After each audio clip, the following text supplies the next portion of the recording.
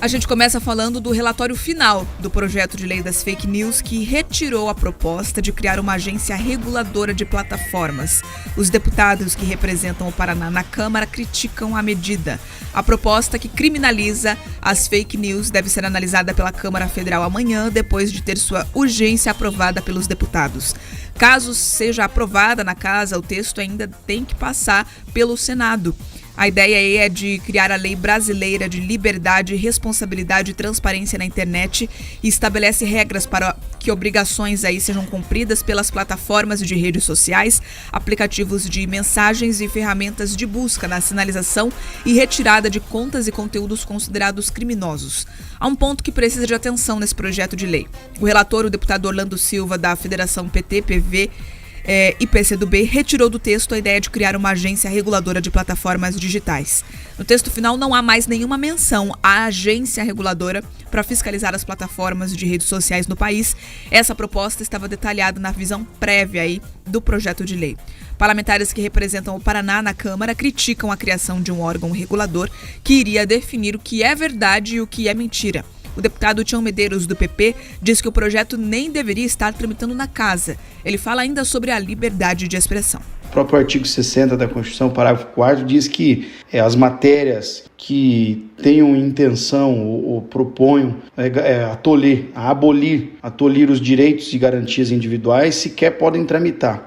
Aí o direito à expressão, à liberdade de expressão, um direito constitucional que foi conquistado a duras penas no passado e que precisa ser defendido e garantido, né? O controle da imprensa, dos veículos e das plataformas de comunicação é inadmissível. Então, toda proposta que venha nesse sentido deve ser rechaçada. E por isso não só nós vamos votar contra, mas também lutar e defender para que isso não avance, isso não prospere. Nós temos inúmeras pautas mais importantes para tratar no Brasil do que controlar o interesse de mandar e regular a imprensa nacional. Aquele que queira se expressar, que assim possa fazê-lo livremente, com liberdade. Esse é um pressuposto básico aí da nossa democracia. Reinaldo Stefanes, do PSD, chama a proposta de projeto da censura e afirma que o texto ainda deixa diretamente aí o Ministério da Justiça dizendo o que é verdade ou não. Agora o comunista Orlando Silva, seu relator, pretende retirar a criação da agência reguladora das plataformas. Mas, na realidade, piora muito o projeto, porque daqui para frente a regulamentação será por decretos do governo. Ou seja, já imaginaram o ministro Flávio Dino, que é outro comunista, querendo regulamentar as redes sociais, dando poder também de polícia às plataformas, o que não faz nenhum sentido.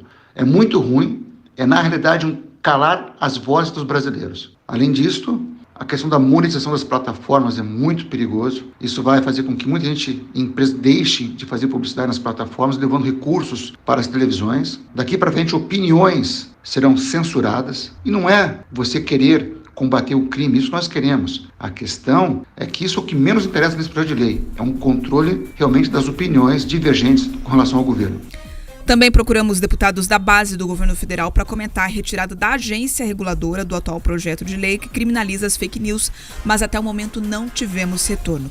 Pedroso, na semana passada já a gente estava comentando sobre isso, afinal de contas o projeto de lei das fake news é uma das principais notícias nesse momento em âmbito nacional.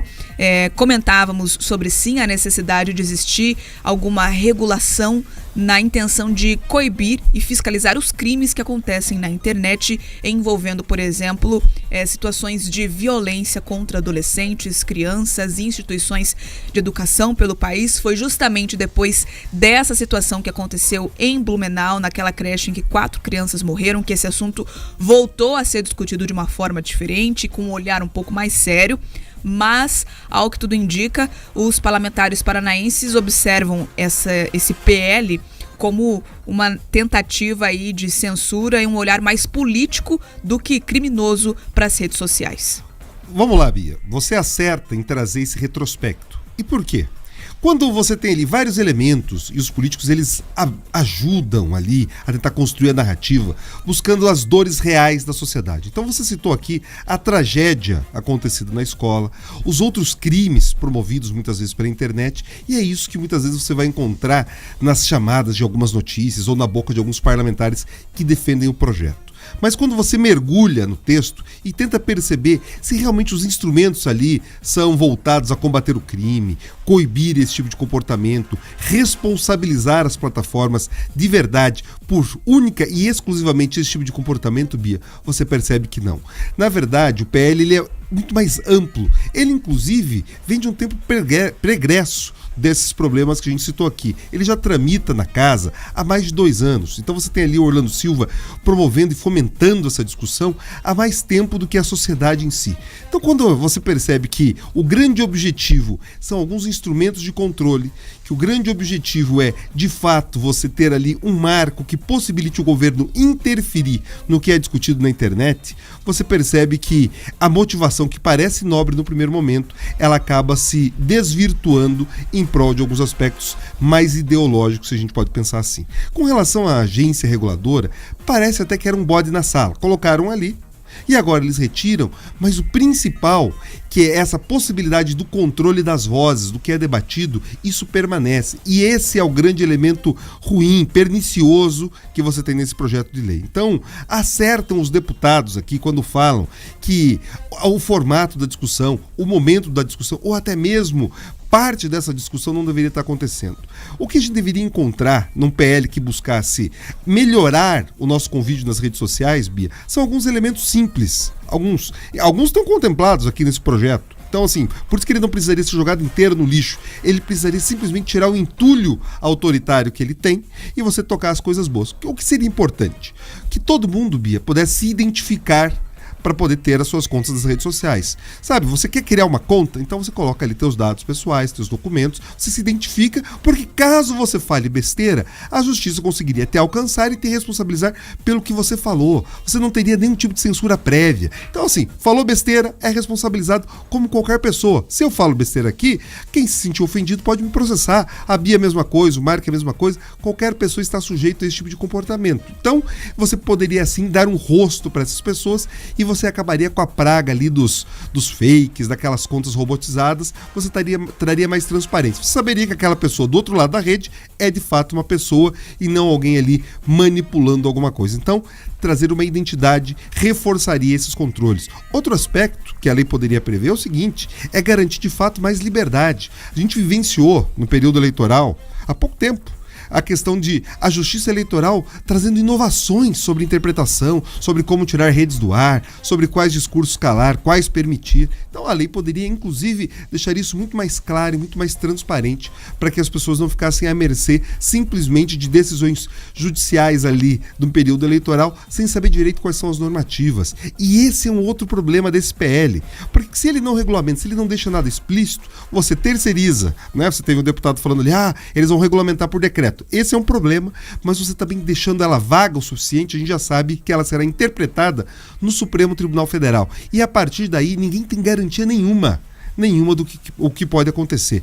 No acordo de líderes, eles estão dizendo assim, olha, podem ficar tranquilo, questões religiosas, questões de cunho moral, outras liberdades não serão afetadas. Mas ninguém tem como garantir isso. O texto ele é vago o suficiente para permitir que as interpretações vão em sentido oposto. Então, não é o momento de você ter esse tipo de discussão avançando. Algumas questões têm que seguir adiante, Bia, mas o PL, como ele está, realmente não para em pé. Então, acertam as pessoas que têm feito pressão. E eu, mesmo sem voz, ali nesses dias que eu fiquei de molho, eu aproveitei para trocar mensagem com alguns deputados e foi interessante eles me confessando que eles estavam surpresos com a grande mobilização, pessoas mandando mensagem por WhatsApp, mandando mensagem pelo Instagram, de fato acompanhando o que está acontecendo. Ou seja, as pessoas não querem ter o risco das suas vozes caladas na internet e em nenhum outro espaço. Então, se os deputados imaginavam que a coisa passaria tranquilamente, tem fugido do controle de algumas lideranças, Bia. Ou seja, o projeto foi aprovado em regime de urgência, teve o regime de urgência aprovado, mas a aprovação concreta do projeto, essa, no momento, subiu no telhado.